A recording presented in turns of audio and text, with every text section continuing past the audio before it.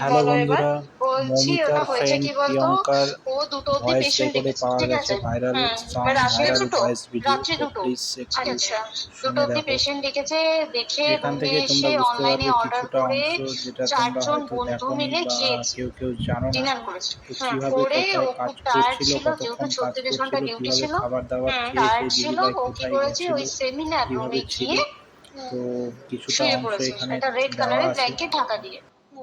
তারপরে তারপরে সেমিনার রুমে এমনি কি তোমাদের ওরকম সেমিনার রুমে তোমার ঘুমানো হয়? মানে আমি যদিও কোনো আইডিয়া নেই, ওই জন্য জিজ্ঞেস করছি। না, এবার একটা রেসিডেন্টের ডক্টর রুমস থাকে, আচ্ছা। বুঝতে পেরেছিস? তারপরেও সেমিনার থাকে। এবার সেমিনারে একটা বেড থাকে, আর ডক্টরস রুমে 2-3টে যেরকম বড় ঘর হবে সেরকম বেড পাতা থাকে। আচ্ছা আচ্ছা। মেনলি ডক্টরস রুমে শোয়ার কথা, ঠিক আছে? হয়েছিল কি, ওকে বডিটা পাওয়া গেছে সেমিনার রুমে, কিন্তু